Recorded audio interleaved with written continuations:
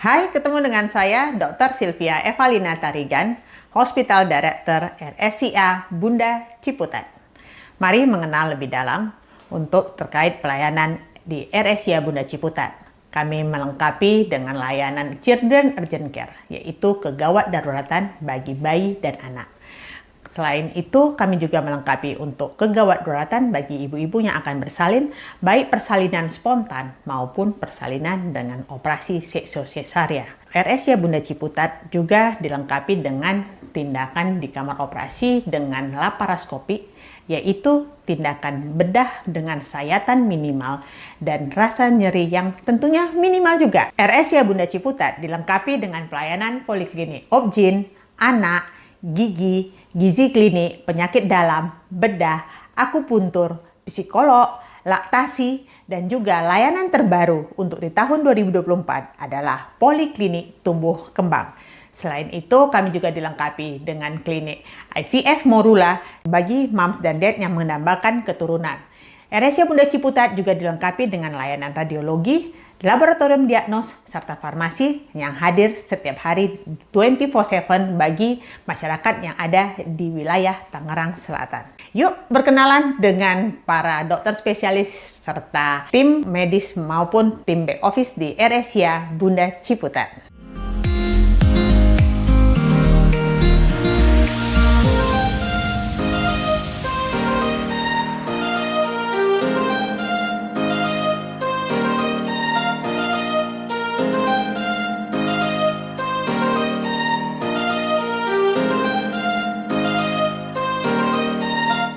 Halo semua, saya Dr. Ivander Utama dari Morula IVF Ciputat dan RSIA Bunda Ciputat. Dan kali ini saya nggak sendiri, saya ditemani oleh Ajeng dari Morula IVF.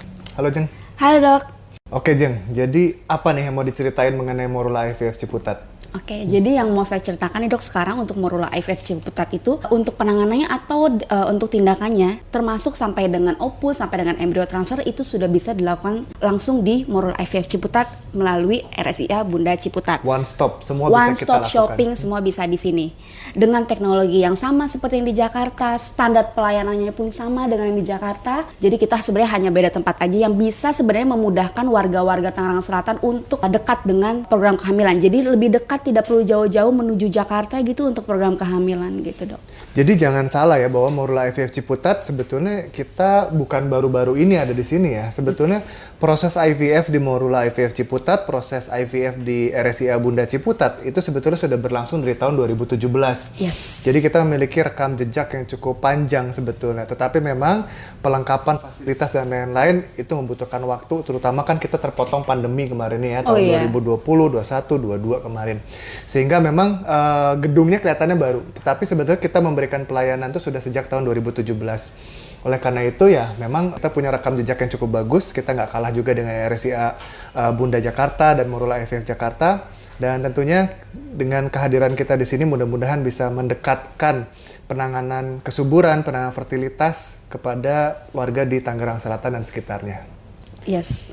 Dan juga sebenarnya dok, saya juga mau sampaikan juga nih, menginformasikan bahwa sebenarnya untuk tindakan-tindakan penunjang dalam program kehamilan, contohnya misalnya nih PRP, itu sudah bisa dilakukan juga loh dok di RSIA Bunda Ciputat. Lalu, dan laparoskopi juga. Yes, kalau misalnya memang ada kebutuhan tindakan lainnya ya dok ya, sebelum proses embrio transfer seperti itu juga langsung bisa dilakukan di RSIA Bunda Ciputat. Bahkan mungkin untuk PRP kita termasuk mungkin salah satu pelopor ya di daerah selatan ya. Yes. Begitu. Oke, jadi itu dia mengenai Morula IVF Ciputat dan RSIA Bunda Ciputat. Mudah-mudahan bisa membantu para pasutri yang sedang menambahkan kehamilan supaya bisa cepat meraih cita-citanya di tahun 2024 ini.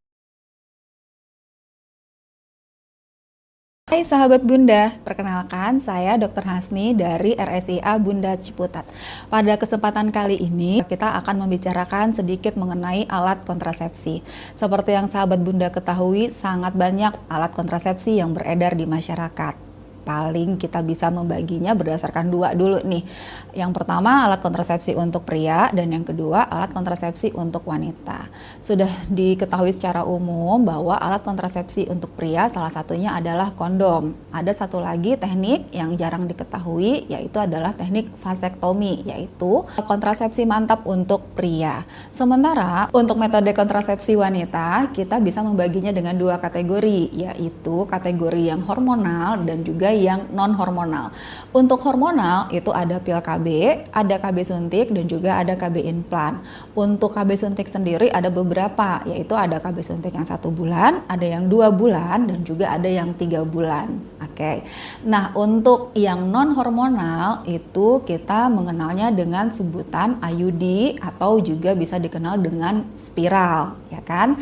Dan juga ada satu lagi yaitu dengan kontrasepsi mantap alias sterilisasi, mungkin yang lebih dikenal oleh bunda-bunda sendiri. Nah, kapan waktunya kita untuk berkontrasepsi? Intinya kita melakukan kontrasepsi ketika kita sudah ingin menjarangkan kehamilan. Kapan waktunya? Sebenarnya bisa kapan saja. Mulai dari bunda menikah tapi belum pengen punya anak, silahkan untuk ber-KB. Selesai lahiran pengen langsung ber-KB juga bisa. Nah, untuk mengetahui teknik kontrasepsi apa yang tepat untuk bunda dan waktunya kapan bunda bisa mulai untuk berkontrasepsi, silahkan bunda berkonsultasi dengan dokter kandungan pilihan bunda. Oke, sekian sharing session kita kali ini. Terima kasih dan sampai ketemu di RSCA Bunda Ciputat.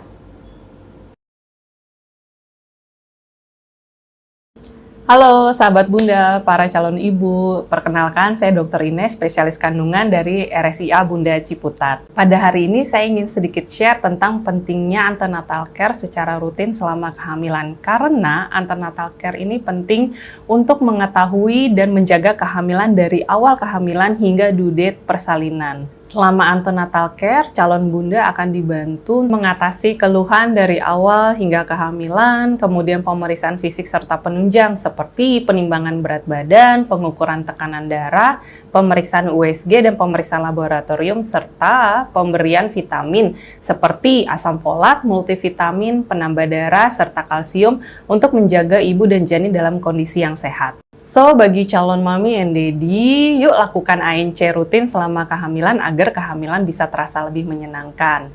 Happy mami, happy baby, see you at Bunda Ciputat Hospital. Halo sahabat Bunda, perkenalkan nama saya Dr. Anggi, saya salah satu dokter spesialis obstetri ginekologi di Rumah Sakit Bunda Ciputat. Pada kesempatan kali ini kita akan membahas mengenai kista. Apa sih kista itu? Jadi kista itu secara biologis per definisi adalah sebuah kantung berisi jaringan tubuh manusia, umumnya berisi cairan. Nah, kista ini pada bagian kandungan umumnya berasal dari ovarium, namun ada juga yang berasal atau terletak di vagina ataupun di organ genitalia eksterna atau organ kemaluan bagian luar. Nah, kita bahas dulu yang pertama, kista ovarium. Jadi kista ovarium ini sebetulnya sangat banyak jenisnya. Jadi kita bahas dulu yang pertama, kista ovarium. Kista ovarium ini ada beberapa. Sebagian besar kista yang berasal dari ovarium ini sifatnya jinak. Contohnya misalkan ada kista retensi, ada kista endometriosis, ada kista lutein, ada juga kista yang mengarah, ada kecurigaan ke sifat ganas atau seringkali kita sebutnya dengan neoplasma ovarium kistik. Nah, bagaimana membedakannya, bagaimana mengenali gejalanya sangat tergantung dari sifat kista tersebut. Seringkali kista yang jinak atau yang sering kita temui di lapangan adalah kista hormonal. Dan ada yang gejala dialami seperti tidak kunjung haid gitu, atau bisa juga tidak ada gejala sama sekali. Seringkali temuannya insidental pada saat pemeriksaan USG kandungan. Nah, kemudian ada juga kista seperti kista endometriosis, bisa juga ada keluhan nyeri pada saat datangnya haid. Gitu. Nah, untuk kista yang sifatnya mengarah ke ada sifat ganas, seringkali pasien itu merasakan adanya perut yang makin membesar begitu, atau ada keluhan sulit buang air besar, tergantung dari size ukuran tersebut gitu. Nah, apabila itu terjadi, wajib memeriksakan ke dokter untuk di USG. Kemudian bagaimana mengenai tata laksana? Untuk tata laksana atau penanganan kista sangat bergantung dari jenisnya. Kurang lebih penanganan kista itu karena banyak yang bersifat jinak, seringkali tata laksananya adalah konservatif atau diobservasi. Bisa saja nanti dievaluasi ulang setelah 1 bulan, kadang juga 3 bulan. Ada yang perlu penanganan diberikan obat hormonal, ada juga yang sampai memerlukan tindakan operatif tergantung dari ukuran kista, keluhan yang ditimbulkan, dan problem yang ada pada pasien. Nah, khusus untuk yang mengarah ke keganasan pada kista-kista yang ukurannya besar, terdapat gambaran-gambaran yang kurang baik, seperti ada cairan namun juga ada komponen padat. Untuk seperti itu biasanya dokter akan menyarankan untuk tindakan pembedahan. Ada juga kista yang terletak di vagina, ada juga kista yang terletak di organ kelamin luar. Seperti di labia mayora, seringkali ini juga cukup sering ya, ada benjolan atau kita bilang itu ada kista Bartholin. Nah, untuk penanganannya juga kalau untuk kista Bartholin seringkali tergantung dari ukuran yang ditimbulkan dan keluhan gitu. Bisa konservatif, bisa juga apabila ukurannya cukup besar memerlukan tindakan operatif. Oke, kurang lebih seperti itu. Mungkin tidak bisa memberikan jawaban atas pertanyaan yang mungkin ada di kepala bunda-bunda. Apabila ada concern tertentu, silahkan memeriksakan diri ke dokter kandungan favorit bunda ya. Terima kasih.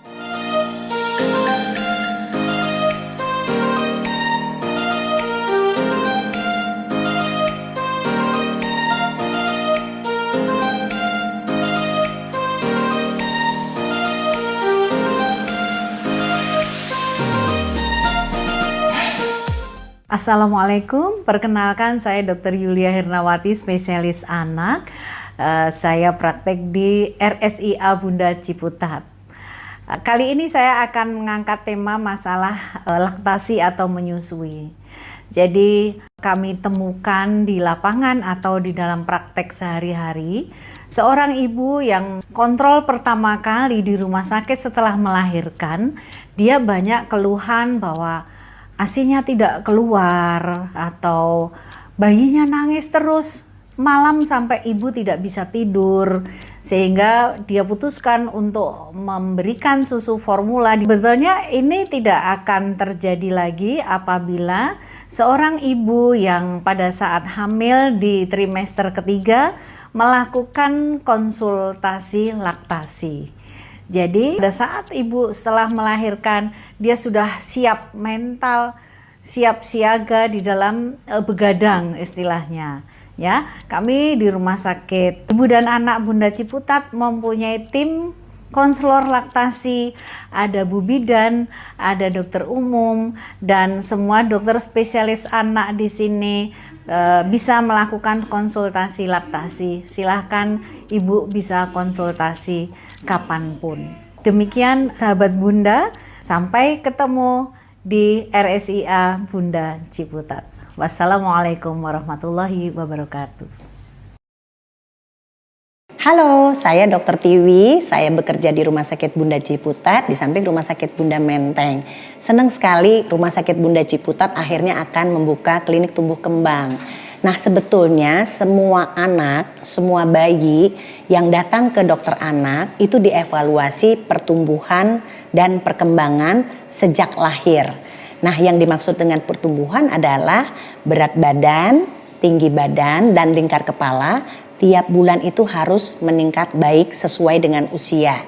Biasanya evaluasi tumbuh kembang ini dilakukan di 2 tahun pertama. Ini yang prinsip sekali karena di masa ini adalah masa yang sangat sensitif, masa yang sangat kritis. Bila kita berhasil menemukan gangguan tumbuh kembang, bila kita lakukan intervensi biasanya akan baik.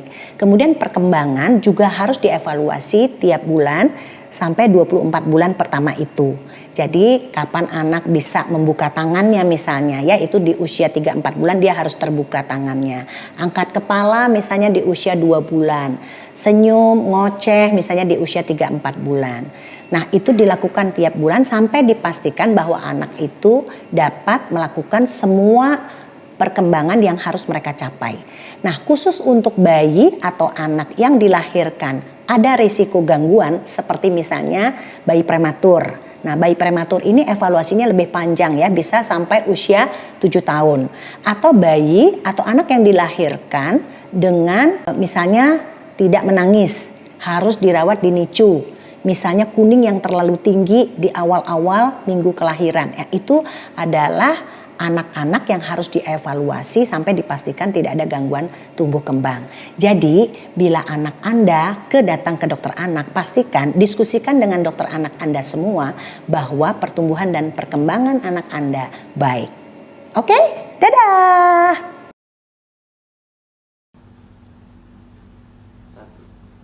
Assalamualaikum warahmatullahi wabarakatuh. Saya Dr. Anita Yuniati Ningsih, spesialis anak dari Rumah Sakit Ibu dan Anak Bunda Ciputat. Kali ini saya akan memperkenalkan mengenai NICU atau Neonatal Intensive Care Unit. NICU adalah unit perawatan intensif khusus untuk merawat bayi baru lahir, yaitu bayi berusia 0 sampai dengan 28 hari. Bayi yang dirawat di NICU adalah bayi berisiko tinggi yang memerlukan bantuan untuk mencegah dan mengobati gangguan organ vital yang mengancam jiwa. Misalnya, bayi yang mengalami distres nafas atau sesak nafas akibat kegagalan adaptasi pada saat lahir, bayi prematur yang organ-organnya belum siap pada saat lahir, bayi yang mengalami kuning atau hiperbilirubinemia berat, bayi yang mengalami infeksi berat, dan bayi-bayi yang mengalami kelainan bawaan berat. NICU memiliki tingkatan atau level perawatan sesuai dengan derajat beratnya penyakit. Bayi-bayi yang dirawat di NICU nanti akan ditangani oleh tim dokter dan perawat yang memiliki kompetensi khusus disertai dengan berbagai peralatan penunjang medis sesuai dengan level NICU. Setelah dirawat di NICU, bayi berisiko tinggi tersebut memerlukan pemantauan jangka panjang khusus agar tumbuh kembangnya optimal. Demikian sekilas mengenai NICU, semoga bermanfaat. Terima kasih dan salam sehat.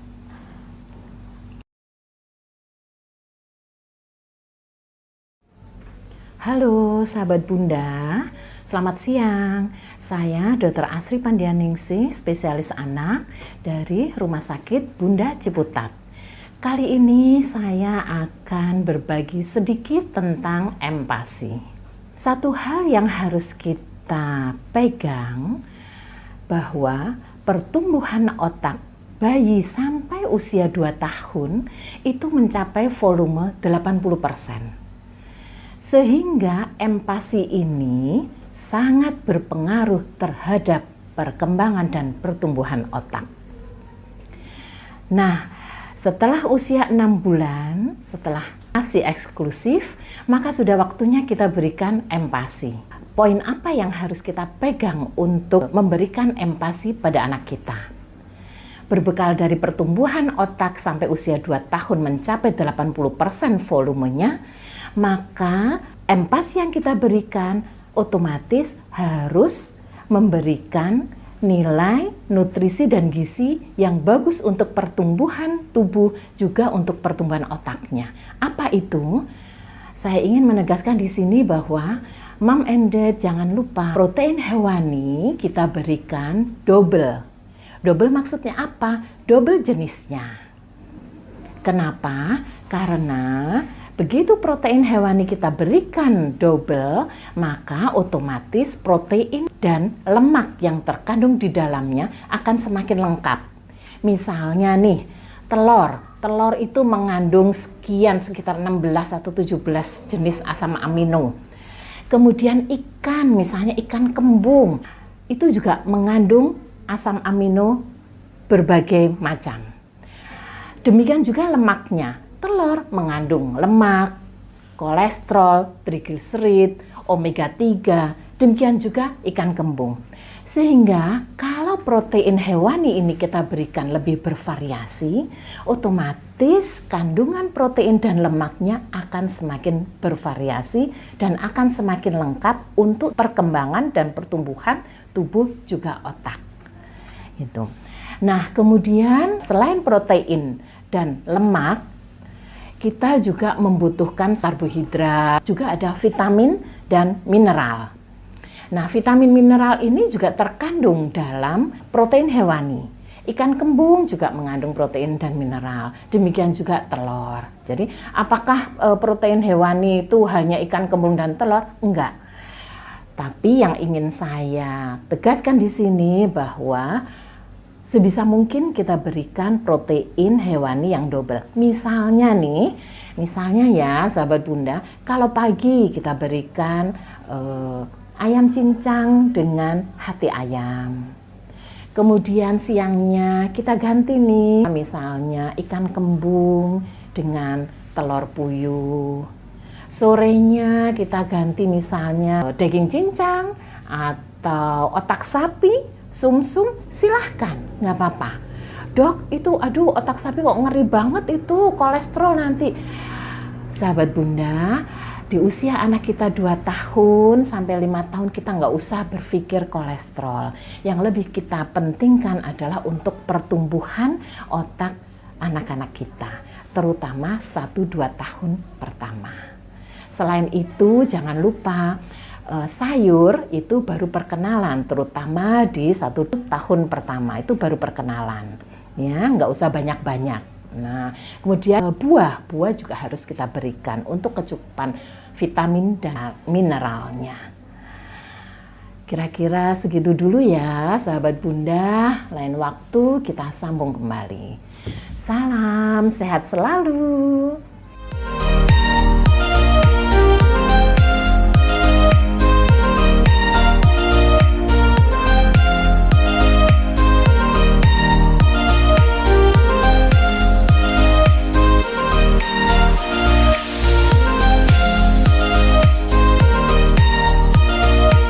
Sobat Bunda, saya Dr. Gigi Indah Putri Sri Utami dari Rumah Sakit Ibu dan Anak Bunda Ciputat. Hari ini saya akan menjelaskan seberapa pentingnya sih ke dokter gigi maupun orang dewasa dan anak-anak. Jadi pertanyaan yang paling sering adalah kapan bisa ketemu dokter gigi dan sesering apa sih harus ke dokter gigi? Nah, kalau untuk ke dokter gigi mulai dari kapan? Itu sebenarnya mulai dari anak tumbuh gigi pertama, yaitu sekitar umur 1 tahun, sampai orang dewasa memerlukan untuk datang ke dokter gigi minimal 3 bulan sekali atau 6 bulan sekali dan maksimal 1 tahun sekali. Kira-kira apa aja sih yang dilakukan kalau ketemu dokter gigi? Biasanya untuk anak-anak, kita akan perkenalan terlebih dahulu untuk alat dan bahan-bahan dan lingkungan di sekitar klinik gigi. Kita perkenalkan satu persatu sehingga anak tidak takut lagi untuk mencoba duduk di dental unit atau diperiksa giginya. Setelah anak kooperatif dan mau duduk di dental unit, biasanya akan melakukan tindakan-tindakan seperti pengecekan gigi rutin, melakukan topikal aplikasi fluoride, atau penambalan jika dibutuhkan penambalan pada gigi-gigi yang berlubang. Terus berapa lama sih biasanya perawatan yang dilakukan ke dokter gigi? Biasanya sih dilakukan sekitar 30 sampai 1 jam tergantung dari treatment yang dilakukan itu apa. Lalu apa sih yang harus kita lakukan untuk menjaga agar gigi kita tidak berlubang? Pertama, jangan lupa kontrol ke dokter gigi. Kedua, sikat gigi secara rutin selama 2 menit dalam 2 kali sehari. Lalu jangan lupa menggunakan pasta gigi berfluoride. Dan yang terakhir, jangan lupa minum air putih yang banyak dan makan makanan yang bergizi. Sekian, sampai bertemu lagi. Halo sahabat Bunda, selamat siang. Saya Dr. Eko Priambodo, spesialis penyakit dalam di RSIA Bunda Ciputat. Pada kesempatan kali ini saya akan sedikit membahas mengenai vaksinasi pada orang dewasa. Ada banyak sekali macam jenis dari vaksinasi dewasa, hanya saja sayangnya memang banyak sekali masyarakat awam yang banyak belum mengetahui mengenai vaksinasi pada orang dewasa tersebut. Di antaranya yang pertama itu adalah vaksin influenza. Vaksin influenza dapat kita berikan pada pasien orang dewasa yang mana tujuannya adalah untuk preventif atau pencegahan terhadap penyakit influenza. seperti batuk, pilek, flu ringan, ataupun radang tenggorok. Yang selanjutnya ada juga vaksin pneumonia dengan tujuan itu adalah untuk mencegah terhadap penyakit infeksi saluran pernapasan bawah atau yang kita sebut dengan penyakit pneumonia. Yang selanjutnya ada juga vaksinasi yang berhubungan dengan penyakit hepatitis, yaitu adalah vaksin hepatitis B yang berfungsi untuk mencegah atau preventif terhadap penyakit hepatitis B. Selain hepatitis B ada juga vaksin hepatitis A. Sama juga, hanya saja ini untuk preventif pencegahan terjadinya penyakit dari hepatitis A itu sendiri. Ada juga vaksinasi typhoid yang dapat kita berikan untuk pencegahan terhadap penyakit tifus yang mana itu sering sekali terjadi di masyarakat. Yang selanjutnya itu adalah penyakit demam berdarah dapat kita cegah juga dengan vaksinasi terbaru yang kita sebut dengan vaksin dengue. Itu berfungsi untuk mencegah penyakit demam berdarah yang juga dapat mencegah atau mengurangi terjadinya wabah demam berdarah. Mungkin itu sedikit informasi dari saya, semoga dapat bermanfaat. Terima kasih, selamat siang. Halo sahabat Bunda, saya Dr. Dian Permatasari, spesialis gizi klinik RSIA Bunda Ciputat. Hari ini saya akan membagikan bagaimana tips untuk menurunkan berat badan agar dapat berhasil dan tubuh menjadi sehat. Yang pertama, sahabat Bunda harus memiliki niat dan konsistensi yang kuat dengan tujuan untuk memperoleh badan yang sehat. Yang kedua, tentunya dengan mengonsumsi asupan diet seimbang yang sehat dengan cara membatasi asupan gula, makanan dan minuman manis, minyak terutama yang mengandung minyak lemak jenuh dan kolesterol. Memperbanyak asupan karbohidrat kompleks dan serat yang bisa didapatkan dari bahan makanan sumber gandum, sayur-sayuran, buah-buahan, kacang-kacangan, serta memperbanyak konsumsi air putih.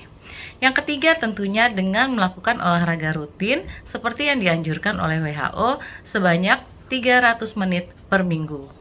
Yang terakhir, tentunya sahabat Bunda harus dapat berkonsultasi ke dokter spesialis gizi klinik agar mendapatkan cara diet sehat yang tepat.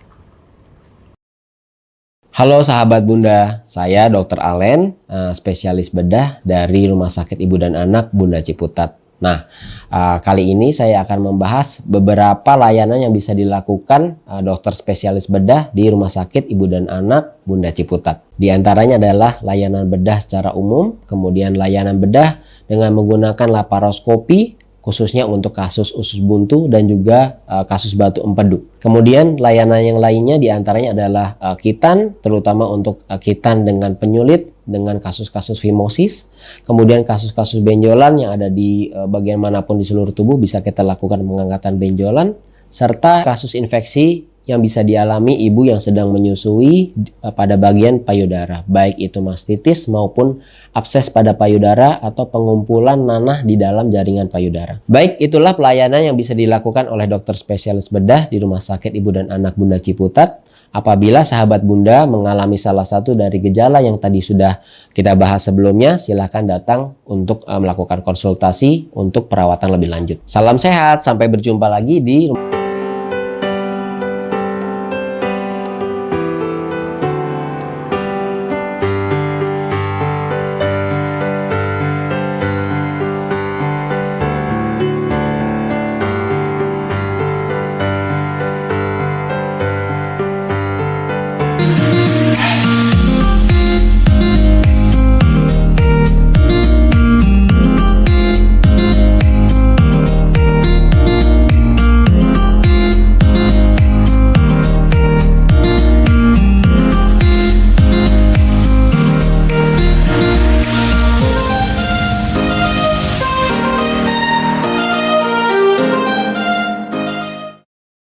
Sampai ketemu di RSIA Bunda Ciputat.